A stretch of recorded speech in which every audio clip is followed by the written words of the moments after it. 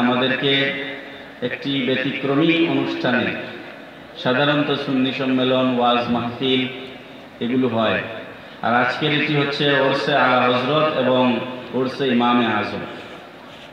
এমন একটি ব্যতিক্রমী অনুষ্ঠানে আমাদেরকে উপস্থিত হওয়ার আল্লাহ রাব্বুল আলামিন তৌফিক দান করেছেন। আমরা মহান রব্বুল আলামিনের দরবারে শুকরিয়া জ্ঞাপন করে উচ্চ আওয়াজে সকলে পড়ি আলহামদুলিল্লাহ। আমি নানান শারীরিক অসুবিধা সত্ত্বেও আমার মাইকে আওয়াজ শুনলে আপনারা বুঝবেন না যে আমি অসুস্থ, কিন্তু আমি ভেতরে অনেক অসুস্থ।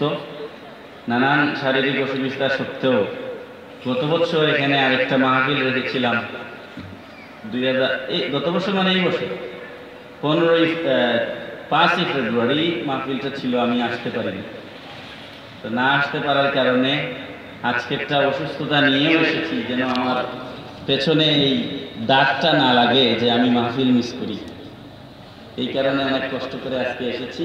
আর আলাদা একটা টান হৃদয় থেকে ছিল, যেহেতু এটা ওরসে আলা হযরত, এই কারণে। যাই হোক, আমার আগে মুহাদ্দিস সাহেব হুজুর উনি যদি আরো 1 ঘন্টা আলোচনা করতেন আমরা আরো উপকৃত হতাম, ঠিক কি না? কারণ আমরা তো মাহফিল করাই বাসিওয়ালা হুজুরদেরকে এনে, যারা মাদ্রাসার প্রিন্সিপাল, মুহাদ্দিস, মুফাসসির, তাদেরকে আমরা ওয়াজ মাহফিলে চান্স দিই না। যাদের কাছ থেকে কোরআনের তাফসীর শোনা যাবে, হাদিস শোনা যাবে, তাদের জন্য টাইম থাকে আধা ঘন্টা। আর যিনি নাচাইতে পারবেন, উঠাইতে পারবেন, বসাইতে পারবেন, মুহূর্তে আকাশে তুলবে, মুহূর্তে জমিনে নামাবে। আসমানের ওয়াজ, জমিনের ওয়াজ, মাহফিল শেষে জিজ্ঞেস করবেন বলে কি বলছে, কিচ্ছুই আমার মনে নেই। তা আমি মনে করি মুহাদ্দিস সাহেব হুজুর যদি আরো 1 ঘন্টা আলোচনা করতেন। বর্তমান জমানার সব থেকে বড় ফিতনা হচ্ছে সালাফিরা, লামাযহাবীরা। যেহেতু হুজুর ওই বিষয়ে আলোচনা করেছেন, আমি সেই দিকে যাব না। আমি আপনাদেরকে হুজুরের আলোচনার একটা রেশ থাকে না, রেশ, তো রেশটা তো এখনো কাটেনি, ওই রেশ ধরে আমি আপনাদেরকে বলছি। মাযহাব শব্দের বাংলা অর্থ হচ্ছে পথ। মাযহাব শব্দের বাংলা অর্থ কি? পথ। তাহলে লা আরবিতে লা মানে নাই, আরবিতে লা মানে কি? নাই। তো যারা মাযহাব মানে না তারা তাদেরকে লামাযহাবী বলে। তো লামাযহাবী মানে পথ নাই। তো যার পথ নাই সে তো পথ হারা। আমাদের সিলেটের ভাষায় বলে বেদিশা। আমাদের সিলেটের ভাষায় কি বলে? বেদিশা। তা আমরা কি পথ হারা বেদিশা হয়ে মরতে চাই, নাকি পথের উপর দিয়ে যেতে চাই? ফুলসিরাত তো পথ ছাড়া পার হওয়া যাবে না। ফুলসিরাত কি পথ ছাড়া পার হওয়া যাবে? পার হওয়া যাবে না। লামাযহাবীদের বর্তমান ভারতবর্ষে সবথেকে বড় প্রচারক যিনি, ডক্টর জাকির নায়েক। তার পা থেকে মাথা পর্যন্ত আল্লাহ রাসূলের সুন্নত নাই। গৌসে পাক আব্দুল কাদের জিলানী আল হাসানী ওয়াল হুসাইনী রাদিয়াল্লাহু তাআলা আনহু, গৌসে পাককে, আমার গৌসে পাকের উপরে আমার আলোচনা না, আমার আলোচনা আলা হযরতের উপরে হবে। এবং আমি আলোচনা খুব লম্বা করতে পারবো না, আমি অসুস্থ বলেছি। গৌসে পাককে উনার এক মুরিদ এসে বলছে, হুজুর, সমুদ্রের পাড়ে আমি এক লোককে দেখলাম যে সে আকাশ থেকে উড়ে আসলো, উড়ে এসে সে নামাজ পড়লো, নামাজ পড়ে আবার উড়ে চলে গেল। হুজুর, আপনাকে দেশের মানুষ বড় পিশাব বলে, আমার তো মনে হয় এর কেরামত আপনার থেকে বড়, কারণ আপনি তো বাতাসে উঠতে পারেন না। গৌসে পাক বললেন, কোথায় নামাজ পড়েছে আমি একটু নিয়ে যাও তো। নিয়ে যাওয়া হলো সমুদ্রের তীর, যেটাকে ইংরেজিতে বলা হয় অফশোর, সমুদ্রের উপকূল। সেখানে বালু থাকে, বালু, বালুর মধ্যে পা রাখলে পায়ের চিহ্ন থাকে। সে যে নামাজ পড়ে গেছে তার সেজদার চিহ্ন রয়ে গেছে, হাঁটুর চিহ্ন রয়ে গেছে, পায়ের চিহ্ন রয়ে গেছে, হাতের চিহ্ন রয়ে গেছে। গৌসে পাক এটা দেখে, তার নামাজের চিহ্ন দেখে গৌসে পাক বললেন, একটু আগে এখানে যে নামাজ পড়ে গেছে, তুমি যাকে আমার থেকে বড় পীর বলে ধারণা করতেছো, এ হচ্ছে একটা শয়তান। বলে হুজুর আপনি কেমনে বুঝলেন? বলে মানুষের বডি আছে তিনটা, এই আলোচনা করতে গেলে সারা রাতেও শেষ হবে না। একটা হচ্ছে ফিজিক্যাল বডি। ফিজিক্যাল বডি, যে বডি নিয়ে আমি আপনাদের সামনে এখন হাজির হয়েছি, আমি শরীর সহ আপনাদের সামনে উপস্থিত আছি, আছে কি নাই? এটাকে ফিজিক্যাল বডি বলে। কি বডি? Physical body. আরেকটা আছে মানুষের মেন্টাল বডি। আরেকটা কি body? Mental body. Mental body হচ্ছে আপনার মন আড়াই সিধায়, আপনার শরীর আড়াই সিধায়, আর আপনার মন পড়ে আছে আপনার বাড়িতে। ঠিক না বেটি? আমি হজে গিয়ে এক লোক পাইছিলাম, কাবাগরের উঠানে দাঁড়ায়া বসিয়া কাবাগরের মাহাত্ম্য আলোচনা হচ্ছে, আল্লাহর এই নগরীর মাহাত্ম্য আলোচনা হচ্ছে। মাঝখান থেকে এক লোক উঠে বলতেছে, আপনারা তো এত কিছু বলতেছেন, আমি বড় টেনশনে আছি, আমার মনটা তো বাড়িতে পড়ে আছে। বলে কেন? বলে আমার কতগুলা গরু মহিষ আমি রেখে আসছি, আমার এগুলার যে কি অবস্থা একমাত্র আল্লাহই জানে। এটাকে বলে মেন্টাল বডি। তার বডি আছে কাবাগরের সামনে, আর তার মন বাংলাদেশে। ঠিক না বেটি? আরেকটাকে বলে এস্ট্রাল বডি। আরেকটাকে কি বলে? এস্ট্রাল বডি। এস্ট্রাল বডি দীর্ঘদিন তপস্যা করতে করতে করতে করতে ভারতের কামরূপ কামাখ্যায় জাদু শিখানোর ইউনিভার্সিটি আছে, যেখানে শুধু জাদু শিখানো হয়। কেন? মুসা আলাইহিস সালামের সামনে ফেরাউন জাদুঘর ছাড়ে নাই? ছাড়ছে কিনা?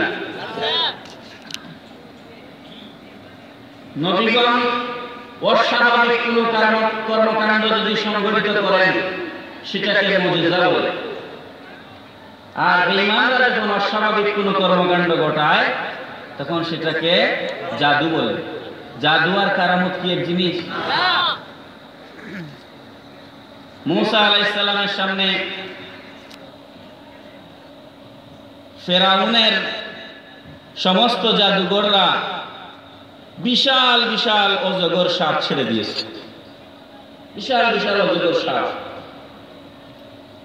মুসা আলাইহিস সালাম একটু ভয় পেয়ে গেলেন। আল্লাহ রাব্বুল আলামিন বললেন, মুসা ভয় পাওয়ার কোনো কারণ নাই, তোমার হাতে যে লাঠি আছে, লাঠিটা কি মরা লাঠি না জিন্দা লাঠি? কথা বলেন না, মরা লাঠি না জিন্দা লাঠি? এটা তো একটা গাছের ডাল। এটা বেহেশতি লাঠি, আদম আলাইহিস সালামের মাধ্যমে দুনিয়ায় আসছে। এই লাঠি মুসা আলাইহিস সালামের হাতে আসছে, যে লাঠির বয়ান কোরআন শরীফে আছে। আছে কি না? আল্লাহর নবীর হাত মোবারকের স্পর্শ লাগার কারণে যদিও একটা শুকনা গাছের কাষ্ঠখণ্ড, কিন্তু দুনিয়ার 8-10টা গাছের টুকরার মতো এটি নয়। এটা আল্লাহর নবীর হাত মোবারকের ছোঁয়া লাগার কারণে এই লাঠি আল্লাহর কুদরতে পরিণত হয়েছে। এখন আল্লাহ বললেন, মুসা ভয় পাওয়ার কোনো কারণ নাই, লাঠিটাকে ছেড়ে দাও। হাত থেকে লাঠি ছেড়ে দিলেন, মুসা আলাইহিস সালামের লাঠি বিশাল বড় অজগর হয়ে গেল। কি হয়ে গেল? এগুলা যদি বয়ান দেই সারা রাত আমি শেষ করতে পারবো না। মুসা আলাইহিস সালামের শুকনা গাছের টুকরা লাঠি যদি অজগর হইতে পারে, নূরের নবী তোমার মতো দেখতে মানুষ হয়ে জমিনে আসলে অসুবিধা কি? কি অসুবিধা আছে বলো? আমার মতো দেখতে, এই জন্য তুমি আমার মতো রাডারের সমস্যা। চিংড়ি মাছ দেখছেন? সিলেটে বলে ইসা, আপনারা কি বলেন?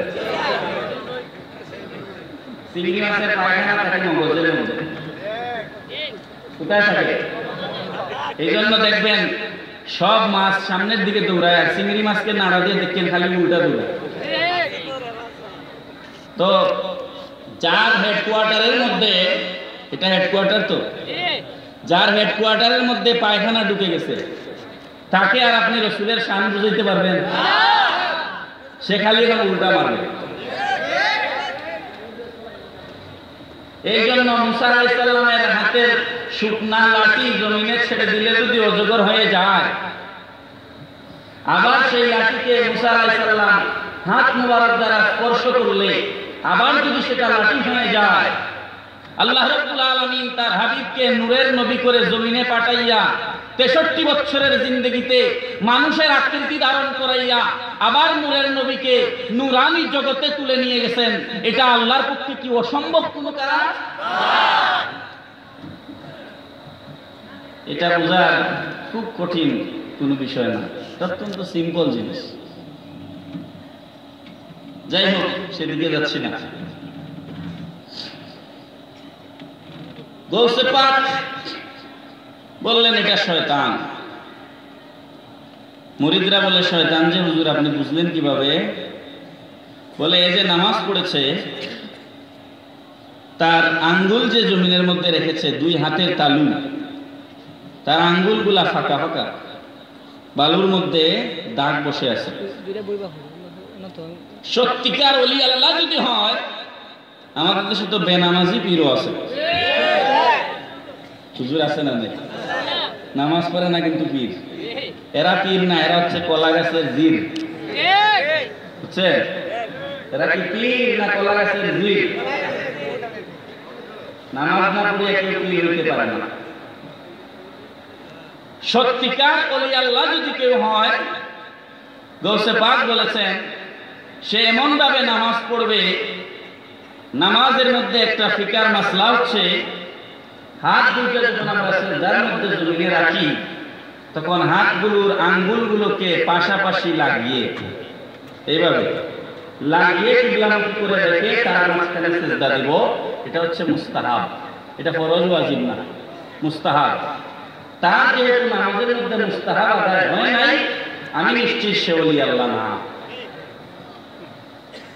যেহেতু সে ওলি আল্লাহ না, এখন সে বাতাসে উড়ে গেছে, তার মানে সে কামরূপ কামাইক্যার জাদু শিক্ষা গ্রহণ করেছে। ঠিক না বেটি? জাদু শিক্ষা গ্রহণ করলে আকাশে উড়ে বেড়ানো যায়। আচ্ছা, আকাশে শূন্যে উড়লেই যদি কারামত হয়, তো শূন্যে উড়া তো আল্লাহ, উড়ন্ত কত পশু পাখি আল্লাহ তৈরি করেছে। শূন্যে উড়াই যদি কারামত হয়, আর পানির নিচে পানির উপর দিয়ে হাঁটলেই যদি কারামত হয়, সব ব্যাংক ওলি আল্লাহ হয়। ঠিক না বেটি? সব সাপ, সব ব্যাংক ওলি আল্লাহ হয়। এই জন্য গৌসে পাক আব্দুল কাদের জিলানী রাদিয়াল্লাহু তাআলা অত্যন্ত পরিষ্কার করে বলেছেন, ওলি আল্লাহদের সর্বশ্রেষ্ঠ কারামত হচ্ছে যে আল্লাহর বান্দার মাথা থেকে পা পর্যন্ত আল্লাহ রাসূলের সুন্নতের উপরে আমল আছে, সুন্নতের অনুসরণ আছে, সে হচ্ছে সবথেকে বড় কারামতের অধিকারী। ঠিক না বেটি? গত 2 দিন আগে আমেরিকার একজন সিনেটর, ডেভিড ট্রম না কি জানি তার নাম, ডেভিড ট্রম না ট্রমা, আমেরিকার সিনেটর, সে সামনের আমেরিকার ইলেকশনে প্রেসিডেন্ট পদপ্রার্থী। টমা সে বক্তব্য দিয়েছে, সে বলেছে আমেরিকায় মুসলমানদের ভিসা দেওয়া বন্ধ করে দিতে হবে। আমেরিকায় মুসলমানদের, একটু অপ্রাসঙ্গিক একটা কথা বলতেছি বোঝানোর জন্য। আজকে সারা বিশ্বে যে আইএস তৈরি হয়েছে, এগুলা জাতির সামনে আমাদেরকে উপস্থাপন করতে হবে। আজকে সারা বিশ্বে যারা আইএস, এরা সুন্নি না ওয়াহাবি? জোরে বলেন না। আইএস এর ভিতরে একটা সুন্নি দেখাইতে পারলে আর জিন্দেগিতে কথা বলবো না। আইএস যারা, তাদের মধ্যে একটা সুন্নি দেখা, কোন সুন্নি মানুষ সত্তায় বিশ্বাস করে না। এদেশে আল্লাহ বারবার রক্ত জড়াইছে, কিন্তু কোন সুন্নি আলেমরা